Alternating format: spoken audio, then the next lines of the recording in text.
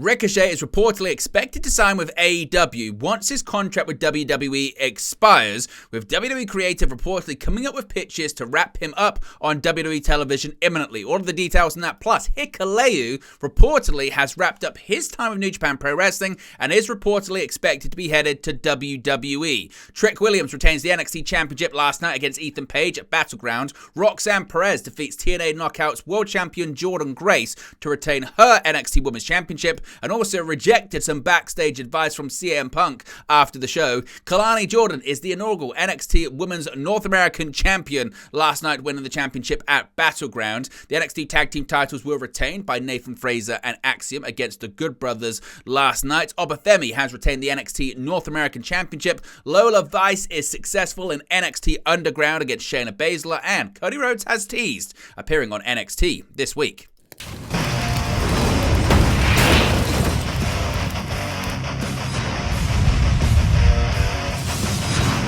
Hey guys, welcome back to Wrestling News 365. Hope everyone is doing very well. As always, there are plenty of news stories to get into in the world of professional wrestling. Let's start off talking about Ricochet. A big story over the weekend was Ricochet's reported impending departure from WWE.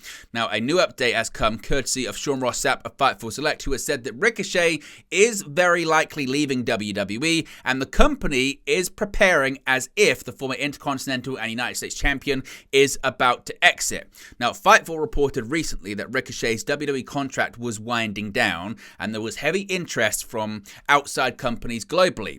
Now, on June 8, PW Insider reported that Ricochet had given his notice to WWE. Now, Fightful do stress they can't specifically confirm that he's given his notice to the company, but they have been told within WWE there is a, quote, high likelihood, end quote, that Ricochet leaves WWE, and importantly, they expect him to land in All Elite Wrestling.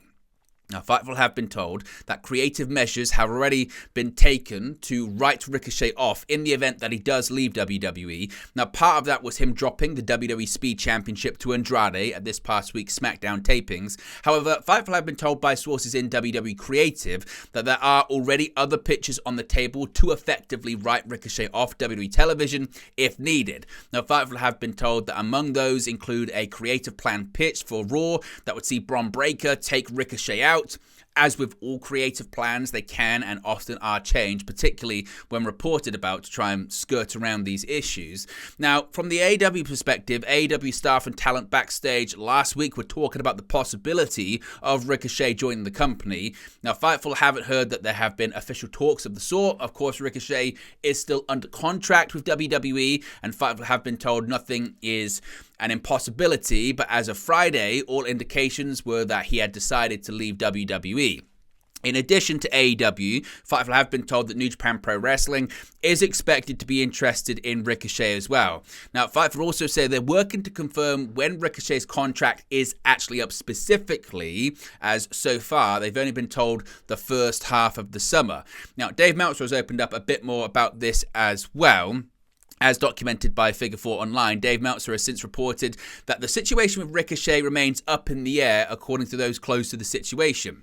As I mentioned, the previous report from PW Insider noted that WWE had intended to start negotiations with Ricochet over a new deal that wasn't clear if they'd get the ball rolling. There have also been calls, notably from AEW's Will Ospreay, for the former United States champion to consider moving at the next available chance. As I mentioned, Ricochet dropped the WWE Speed Championship to Andrade before SmackDown last week. So things as of right now, according to, as I mentioned, Dave Meltzer, suggesting that they're up in the air. PW Insider is saying that Ricochet's given his notice to WWE. Sean Ross Sapp from Fightful Select is saying that Ricochet, whilst they can't confirm he's given his notice, the expectation is he's likely to leave WWE and likely to land in AEW. What do you make of this story? What do you think is going to happen? Let me know your thoughts about it in the comment section below.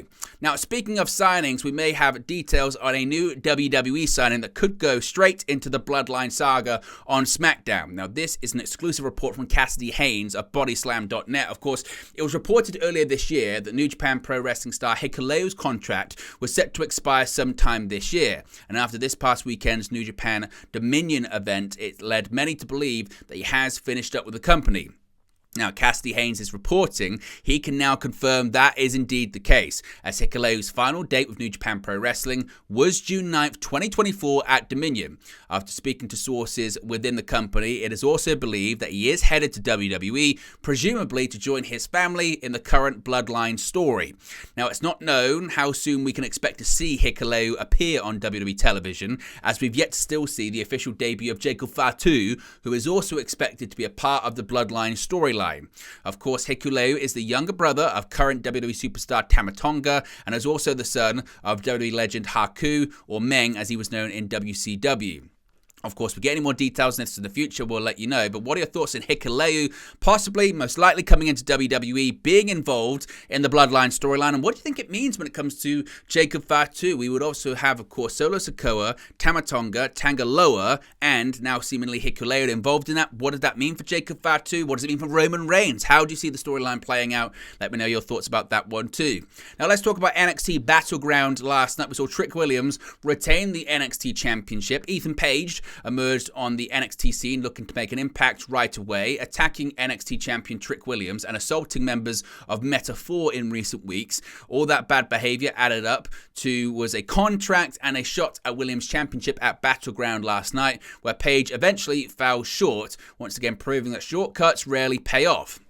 All ego was all that he was advertised to be, making his way to the ring and gesturing that the title would be around his waist before the night was through. Of course, Williams had plenty to say about that, making a champion's entrance at the UFC Apex as the crowd chanted his customary "whoop that trick" rally cry.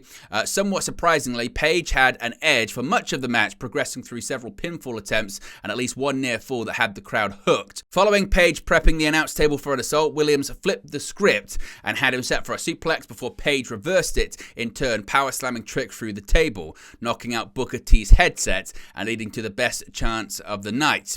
After rolling Williams back into the ring and hitting a powerbomb, Page had the champion in trouble in the corner before he was caught with a trick shot knee, which wrapped up a successful first title defense for Williams. So Williams still the NXT champion. Speaking of still holding onto their titles, Roxanne Perez is still the NXT Women's Champion. Roxanne Perez fended off a huge interpromotional invasion to retain the NXT Women's Championship over TNA Knockouts World Champion Jordynne Grace at Battleground. The bout saw interference as Tatum Paxley entered the UFC Apex and attempted to abscond with the TNA Knockouts World Championship, provoking a surprise cameo from current TNA and former WWE star Ash by Elegance, formerly known as Dana Brooke, as they tussled for the title.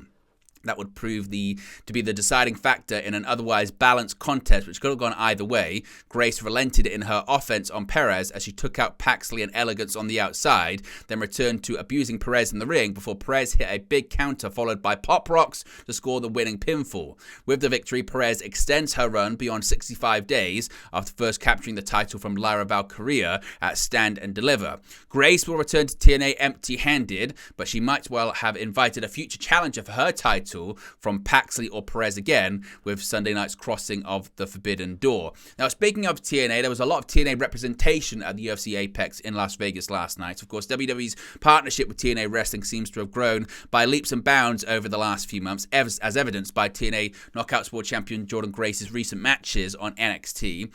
And at NXT Battleground, a few TNA executives were present at the event, aside from Grace herself. PW Insider has reported that TNA President Anthony Sassone, he replaced Scott D'Amore earlier this year, former TNA and WWE star Gail Kim, and TNA executive producer Ariel Sturner were all backstage at the show on Sunday. Grace's husband and TNA star Jonathan Gresham were also ringside to watch his partner face off against NXT Women's Champion Roxanne Perez. So seemingly again, a lot of TNA representation at the show. Of course, a recent report has claimed that TNA is pleased with its current partnership with WWE, with some WWE stars also keen to appear in TNA. WWE personnel also feel that TNA's Steve Macklin, who was formerly a part of WWE, could be a good fit in the current scheme of things. Roxanne Perez has also publicly expressed her interest in facing Grace on her home turf of TNA at some time in the future. Whether or not that will happen, we shall wait and see. But speaking of Roxanne Perez, she got some advice, or at least brushed off advice, from former WWE champion CM Punk last night at Battleground. Following this past Sunday's Battleground show, WWE superstar CM Punk appeared in a backstage interview featuring Roxanne Perez and offered some advice to the young star, which was promptly rejected by the NXT Women's Champion. Perez, as I mentioned, defended her NXT Women's Championship against TNA's Jordynne Grace and defeated the TNA Knockouts World Champion to extend her title reign. Punk, who was at the arena, appeared during Perez's interview backstage after she retained the title and had some sage advice for her, which she duly dismissed. Quote, "Are you surprised? Tell me right now, you surprised?" asked Perez to NXT backstage interviewer Sarah Schreiber. "Of course you are, aren't you? Because everybody is surprised. But why? But why? I am the protege. There's no one like me," said Perez before being interrupted by Punk. "Hold on, calm down. I'm sorry to burst in here, but listen. You're the champion for a reason," began Punk. "You're head and shoulders above all these other women here. You're head and shoulders above all the TNA knockouts, but tonight you got lucky. I need you to focus on this title. I need you to be who you are. I need you to be the protege. You don't need to be anything else." Now, Perez was not amused by Punk's bit of advice and sarcastically thanked him before calling him a hypocrite and walking away. "Thanks for the advice. What a hypocrite, huh?" said Perez to Punk. Punk then proceeded to ask Schreiber if the NXT Women's Champion always has had this chip on her shoulder, with the NXT interviewer answering the affirmative. Now, again, whether it leads to anything more with CM Punk in NXT, we'll have to wait and see. Interesting that Punk was backstage, as he has been backstage at quite a few NXT events, and does hope in the future to have a role similar to Shawn Michaels on WWE's developmental brand. Now, we have the first ever NXT Women's North American Champion. They have been officially crowned last night. Now, for an evening that marked WWE's first ever event at the UFC Apex, it was fitting that another first ever opened the show, with Kalani Jordan prevailing over 5 other competitors in a ladder match to become the inaugural NXT Women's North American Champion. Jordan sent Sol Ruka aside when the two hit simultaneous head kicks atop a ladder before nailing a pro mission with a split-legged moonsault as she lay on top of another ladder and then ascended to the heavens before anyone could do anything about it, pulling down the title belt and securing the victory. As the match began, all 6 women, Jordan, Ruka, and Mitchin, along with Fallon Henley, Lash Legend, and Jada Parker, appeared spellbound by the gravity of the moments, staring up at the championship hanging in the rafters. Within moments, however, they all got down to business, with Jordan and Ruka hitting athletic dives to the outside in a matter of minutes, and Henley dropping Ruka with a swinging kick around the post. Jordan carried most of the energy from the match's onset, escaping the precarious situation of being laid out on a perched ladder between the ring and ropes in the corner, even after taking a bonsai drop of sorts from Parker. She recovered enough from there to keep things up offensively, never really compromised throughout, and avoiding the danger that all others had to endure. In the end, following a group effort to eliminate Legend from the mix, all 5 able-bodied competitors eyed the title bout before a wild sequence to finish things that included a pair of soul snatches from Ruka to Parker and Henley before Jordan neutralized her and took advantage of the surrounding carnage to quickly climb the ladder and grab the gold for the first time in her career. Now, speaking of titles, the NXT Tag Team titles aren't going anywhere, as the tag team of Axiom and Nathan Frazer have retained their bouts at Battleground. Axiom and Nathan Frazer completed their 3rd defense of the NXT Tag Team Championships at Battleground in Las Vegas on Sunday. They defeated the Good Brothers, Kyle Anderson and Luke Gallows, after just over 10 minutes. The bout saw Axiom and Frazer wrestle as the physically outmatched underdogs, rallying with high-flying counter offense and enduring throughout. The closing stretch of the bout saw Anderson and Gallows attempt the Magic Killer, ultimately failing to deliver that killing blow as the bout concluded, following a Spanish Fly and Phoenix Splash onto Anderson. Frazer scored the pinfall. Axiom and Frazer's title reign will now extend beyond 62 days, beginning with their initial title victory over main roster call-ups Baron Corbin and Bron Breakker 3 days after failing to do so at NXT Stand and Deliver. Now, let's talk about another title, the NXT North American Championship for the men, of course. Obafemi still holds that gold. Obafemi retained the NXT North American Championship at Battleground by pinning Joe Coffey, leaving Wesley with a viable claim for a title shot at a later date. It was Femi's 6th title defense, determined to be a 3-way by NXT General Manager Ava after Coffey and Lee scored a double pin over Josh Briggs in a contenders match. Lee had previously earned an opportunity for the North American title in November last year, only to be sidelined with an injury until his return in May.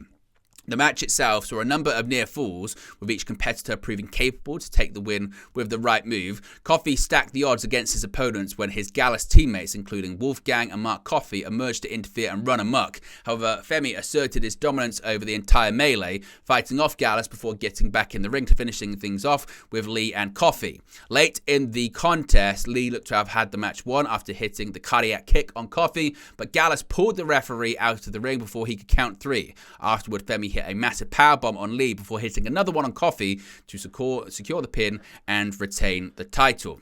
Now, it was quite fitting, wasn't it? It was at the UFC Apex, and we got an NXT Underground match last night at NXT Battleground. Blending their shared histories of MMA and professional wrestling in the appropriate setting of the UFC Apex, Shayna Baszler and Lola Vice were the perfect representatives for the first ever NXT Underground match at a premium live event at Battleground last night. Ultimately, the relative up-and-comer bested the seasoned veteran, with Vice scoring a TKO over Baszler due to referee stoppage. Vice, who competed professionally in Bellator with a record of 4-1, was able to get to the finish after a spinning back fist and a series of hammer fists proved too much to handle for Baszler, who had to endure a compromised knee from early on in the match.